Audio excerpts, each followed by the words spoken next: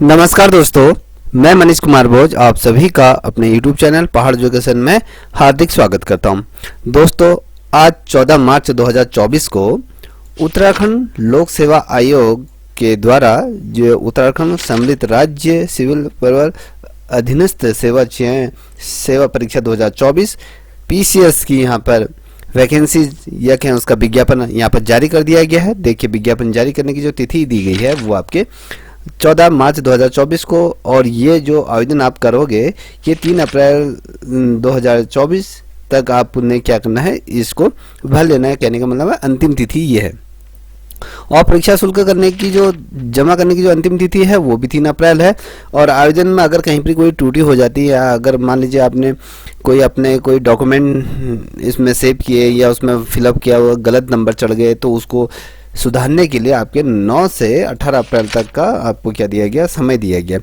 आइए अब जानते हैं कुल कितनी पद इसके अंतर्गत निकले हैं, कौन कौन से पद हैं, कौन कौन से विभागों में इसको बांटा गया। देखिए, यहाँ पर स्पष्ट तौर पर कह रहा है उत्तराखंड सम्मिलित राज्य सिविल परिवहन अधीनस्थ सेवा परीक्षा 2024 हेतु इच्छुक पात्र अभ्यर्थी से विज्ञापन की शर्त ऑनलाइन आवेदन पत्र आमंत्रित किए गए हैं। देखिए, जो ये फॉर्म आए हैं तो उसमें क्या शर्तें होंगी, क्या नियम होंगे, और जो बच्चे इस योग्यता को रखते हैं तो वो बच्चे आप 3 अप्रैल तक इन फॉर्मों को क्या कर सकते हैं, फिलअप कर सकते हैं। ठीक है, देखिए यहाँ पर दिया हुआ है रिक्तियों का पदवार विभागवार विवरण, और ये दिया गया है। और ये जो पद आए हैं इनकी संख्या आपके घट भी और बढ़ भी सकती है, अनुमान बढ़ती ही है।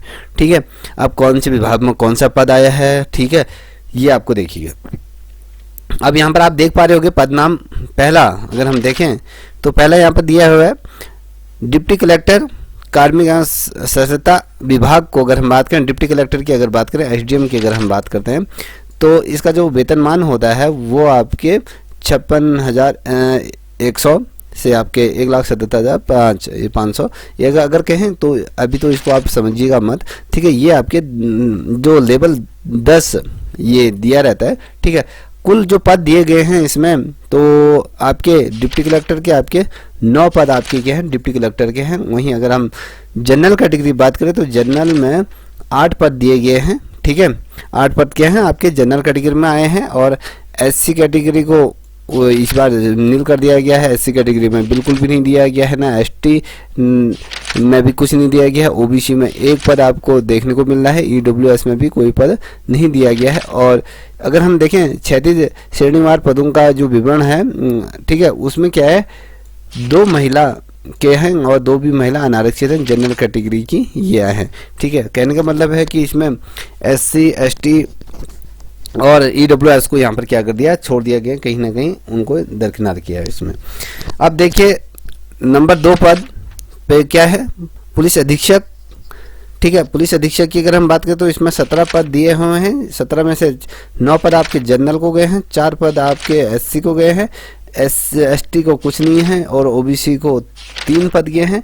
और अगर आप देखोगे EWS को 1 पद दिया गया। तो यहाँ पर इसमें टोटल जो 17 में से अगर 5 आप देखोगे यहाँ पर महिलाएं आपको देखने को मिले, 3 अनारक्षित जनरल कैटेगरी से और एक SC कैटेगरी से, एक क्या है आपके OBC कैटेगरी से आपको यहाँ पर देखने को मिल जाएगा। ठीक है, अब तीसरा जो पद है आपके जिला कमांडेंट होमगार्ड गृह विभाग के अंतर्गत ये जो पद आता है, ठीक है, इसको आप देख पा रहे होगे। अब इसमें क्या है, जो टोटल पद यहाँ पर 5 दिए हुए हैं, 5 के 5 पद क्या हैं आपके ये जनरल कैटेगरी के हैं। यहाँ पर SC हो गया, ST हो गया, OBC हो गया, EWS को कहीं ना कहीं छोड़ दिया गया है। ठीक है, अब यहाँ पर उत्तराखंड महिला की अगर बात करूँ तो इसमें भी एक जनरल महिला को यहाँ पर दिया हुआ है, और ना OBC ना ST ना कुछ भी नहीं। अगर हम कहें जिला कमांडेंट होमगार्ड अधिकारी की अगर हम बात करें तो यहाँ पर कहीं ना कहीं इसमें जनरल कैटेगरी के अलावा किसी अन्य पदों को अगर कहें अन्य कैटेगरी को इसमें सम्मिलित नहीं किया गया है, तो कहीं ना कहीं ये भी शर्मनाक है। और 1 पद तो कम से कम कैटेगरी वाइज किसी को देना चाहिए।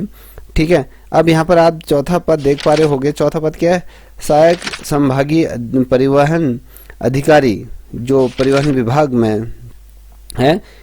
ठीक है। अब इसका अगर हम बात करें तो ये एक पद है, यहाँ पर एक पद क्या है आपको एससी कैटेगरी को गया है, वहाँ पर आपके जनरल को कोई नहीं पद, एसटी को कोई नहीं, ओबीसी को कोई नहीं, ईडब्ल्यूएस को कोई नहीं, और ना ही इसमें कोई क्षैतिज आरक्षण है। ठीक है। अब देखिए यहाँ पर अगर हम बात करते हैं 5वें नंबर का पद आप देख पा रहे होंगे, यहाँ पर जो दिया गया है जिला पंचायती राज अधिकारी, डिस्ट्रिक्ट लेवल ऑफिसर, ये तमाम। ठीक है। अब इसमें देख पा रहे होंगे कितने पद यहाँ पर दिए हुए हैं, इसको थोड़ा सा समझिएगा। ठीक है। आपकी जो भी योग्यता होगी आप उन योग्यताओं के आधार पर इसको भर सकते हैं। जिला पंचायती राज विभाग के अंतर्गत एक पद है जनरल कैटेगरी की गया है, अन्य नहीं, एक पद है वो आपके देख पा रहे हो, एक पद है और वो आपके गया है ओबीसी को ये पद गया है। ठीक है। और अन्य में किसी को कोई पद इसमें नहीं दिया गया। अब यहाँ पर देखिए कार्य अधिकारी, जिला पंचायत अधिकारी की अगर हम बात करें पंचायती राज विभाग के अंतर्गत, तो ये यहाँ पर एक पद है, वो भी आपकी ईडब्ल्यूएस को गया है और अन्य को कोई भी पद यहाँ पर नहीं दिया हुआ है, यहाँ पर देख पा रहे होगे आप स्पष्ट तौर पे। ठीक है। अब यहाँ पर जिला ग्रामोद्योग अधिकारी की अगर हम बात करें, सूक्ष्म लघु एवं मध्य उद्यम विभाग की हम बात करेंगे, जिला ग्रामोद्योग अधिकारी, यहाँ पर 6 पद हैं, 6 में से आपके 4 आपके के हैं, जनरल को है, एक एसटी एससी को है और एसटी को कुछ नहीं है, यहाँ पर ओबीसी को एक, और साथ ही यहाँ पर ईडब्ल्यूएस को कुछ नहीं है। और महिला आरक्षण की अगर बात करें तो इसमें एक पोस्ट आपकी क्या है जनरल कैटेगरी की महिला की है। ठीक।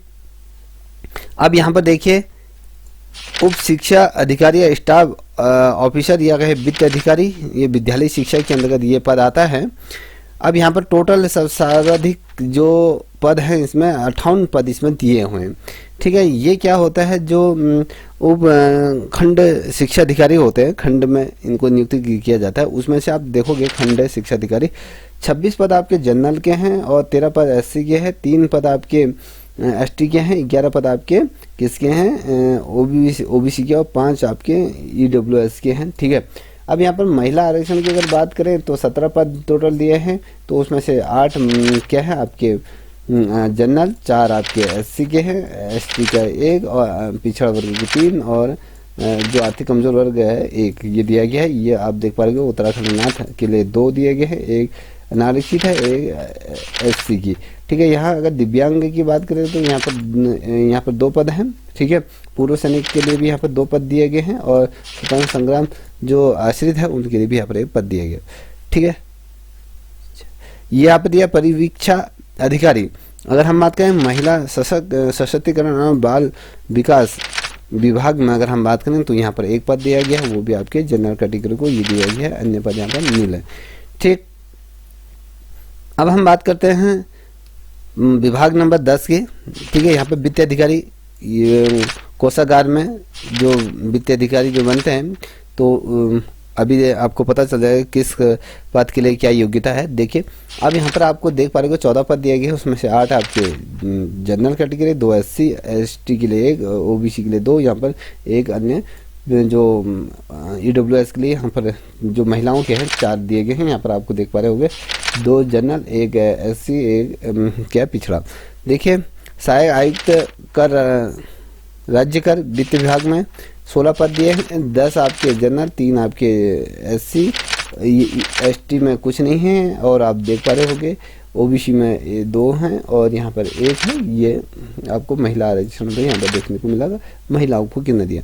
अब यहाँ पर राज्य कर वित्तीय अधिकारी की अगर हम बात करें, राज्य कर अधिकारी की अगर बात करें तो 53 पद दिए हैं, 29 इसमें से आपके जनरल हैं, 10 आपके एससी के हैं, 2 आपके एसटी के हैं, 7 आपके ओबीसी के हैं, 5 ईडब्ल्यूएस के। तो इसमें भी आप देख पा रहे होंगे कि टोटल महिलाओं के 15 दिए गए हैं, अलग अलग तरीके से इसको डिवाइडेड किया गया है, इसको आप देख पा रहे हो। अब देखिए यहाँ पर 13वें नंबर के अगर हम बात करें तो सहायक नगर आयुक्त की जो अधिशासी अधिकारी श्रेणी 1 विकास शहरी विकास की अगर बात करें तो यहाँ पर 7 पद इनके दिए गए हैं, 5 आपके जनरल, 1 एससी और आपके अन्य में कोई नहीं दिखा, 1 ईडब्ल्यूएस में दिया गया है और उत्तराखंड महिला के 2 के तो भी जनरल में। तो ये पदों की संख्या क्या है आपकी घट बढ़ सकती है। तो यहाँ पर क्या दिया गया है, ये दिव्यांग ग्रस्त जो अभ्यर्थी हैं उनके लिए वो श्रेणी दी गई है, क्या प्रमाण पत्र होना चाहिए, कि क्या इसमें कैटेगरी होनी चाहिए, ये लेवल दिए गए हैं। ठीक है ना। वो जो बच्चा जिसके पास है तो वो इन सभी पदों के लिए आप किस कैटेगरी के अंतर्गत बिलोंग करते हैं, OL या जो भी हैं ये, ठीक है, उस चीज़ का आपका ये होना चाहिए। अब यहाँ पर देखते हैं, यहाँ पर अगर हम देखें तो इनकी योग्यता क्या है। योग्यता की अगर बात करें, अनिवार्य योग्यता क्या है, देखिए 1 से लेकर आप देख पा रहे होंगे यहाँ पर 13 तक पर उल्लेखित पदों हेतु आवेदन करने वाले जो स्वीकार करने की जो अंतिम थी, भारत सरकार द्वारा किसी विश्वविद्यालय से स्नातक की उपाधि आपकी होनी चाहिए। कहने का मतलब है कि 1 2 3 4 5 6 7 8 नहीं है, 7 के बाद 10 है, 11 है, 12 है, 13। तो इन जो विभाग जो क्रम दिए गए थे ऊपर, उनके लिए सिर्फ क्या है, आपका स्नातक आपने किसी सब्जेक्ट आपका होना चाहिए। तो आप इन पदों के लिए भरने के लिए क्या है, आप आवेदन कर सकते हैं। अब देखिए यहाँ पर एक पद नाम दिया गया, उसकी वो अर्हता दी गई है, क्या उनकी शैक्षिक अर्हताएँ हैं शैक्षिक। देखिए हम खंड की अगर बात करूँ, जो उप शिक्षा अधिकारी, स्टाफ ऑफिसर या वित्त अधिकारी की अगर हम बात करें, तो ये क्या है, इसकी जो योग्यता है, भारत में विधि द्वारा स्थापित किसी विद्यालय से प्रास्नातक मगर PG आपके होना चाहिए, ठीक है। परिवीक्षा अधिकारी की अगर बात करें तो यहाँ पर भारत में विधि द्वारा स्थापित किसी विद्यालय से विभिन्न किसी एक ऐसी संस्था जो विधि के अधीन विश्वविद्यालय के रूप में मान्यता दी गई हो और यह घोषित किए गए हो, केंद्र सरकार द्वारा मान्यता प्राप्त किसी विदेशी विद्यालय से समाजशास्त्र या फिर कहें सामाजिक कार्यों में स्नातक की उपाधि हो, तो वो बच्चा भी इसको क्या कर सकता है, फिल कर सकता है।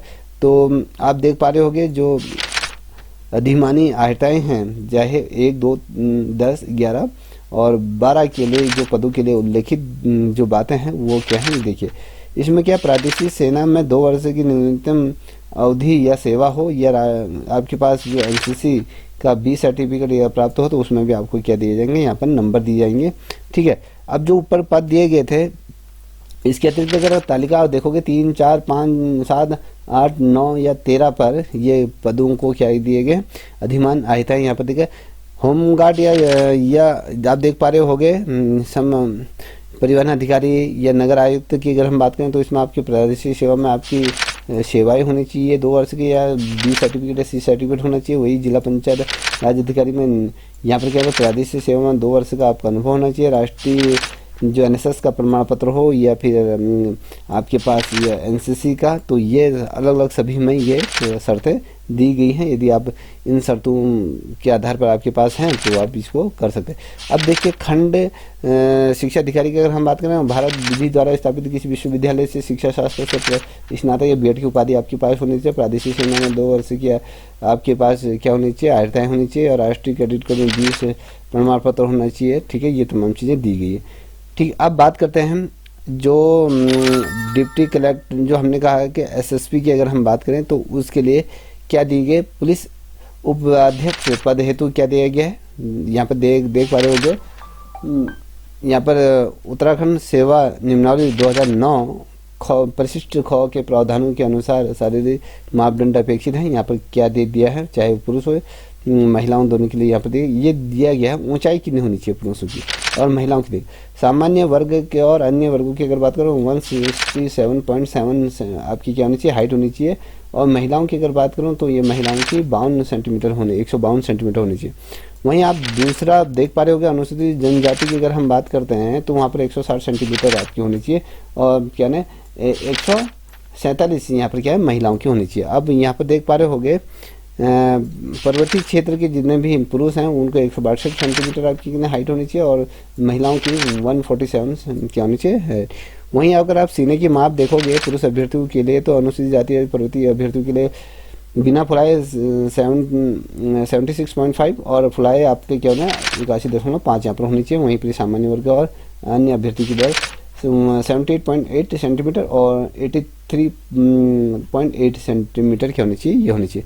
और महिलाओं का अगर वजन की बात करें तो महिलाओं का वजन आपकी क्या होनी चाहिए 45 किलो ये होना चाहिए। और ये देखना अभ्यर्थी का घुटना सपाट घुटना या सपाट पैर या लो बैक या जो भी ये तमाम चीज़ें हैं तो ये चीज़ें नहीं होनी चाहिए, ठीक है। ये आपको पता होना चाहिए।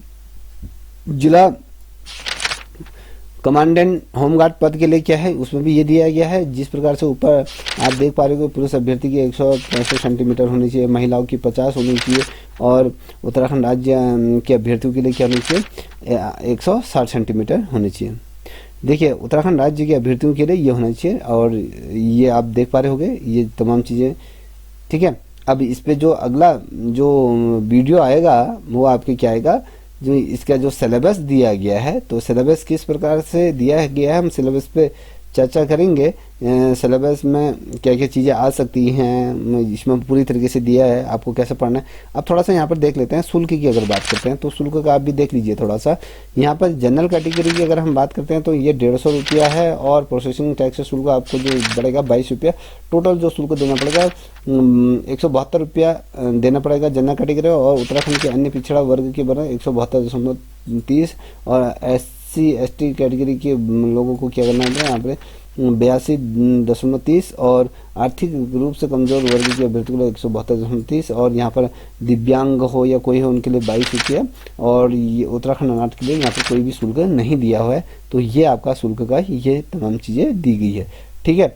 अब यहाँ पर देखिए, अब इसकी जो परीक्षा की अगर हम बात कर, परीक्षा अब ये लेके चलिए, इसमें भी दिया नहीं है कि परीक्षा कब तक ये हो पाएगी। तो ये तमाम चीज़ें आपके पास होनी चाहिए बच्चों। अगर आपके पास हैं तो अभी से तैयारी कर दीजिए, बहुत अच्छे पद हैं जिसका सिलेक्शन अन्य जगह नहीं हुआ है, तो वो बच्चे यहाँ पर अपना सिलेक्शन करें, और बहुत अच्छी प्रशासनिक सेवाओं में आप जा सकते हैं। जैसे डिप्टी कलेक्टर हो गया, पुलिस अधीक्षक का हो गया, बहुत अच्छे पद है, तो आप इसमें मेहनत कीजिए, तो निश्चित रूप में आपका यहाँ पर क्या होगा, सिलेक्शन हो जाएगा। यहाँ तक ये तय है, ठीक है ना। अब यहाँ पर एक चीज़ आपके दिमाग में कौतूहल मचा रहा होगा कि आयु सीमा क्या होगी। यहाँ पर कहीं ना कहीं आयु सीमा का भी यहाँ पर जिक्र होगा। देखिए आयु सीमा यहाँ पर दिया गया है, आयु सीमा 21 वर्ष अधिकतम 42 वर्ष निर्धारित की गई है, याद रखना, ठीक है। 21 वर्ष से 42 वर्ष की होनी चाहिए आपकी आयु होनी चाहिए, ठीक। दोस्तों मेरे द्वारा दी गई जानकारी आपको कैसी लगी? अगर आपको मेरे द्वारा दी गई जानकारी से आप संतुष्ट होंगे तो प्लीज़ इस चैनल को भी आप लाइक शेयर सब्सक्राइब अवश्य करें, साथ ही अपने दोस्तों को साझा करें। तब तक के लिए इतना ही। जय हिंद, जय भारत, जय उत्तराखंड।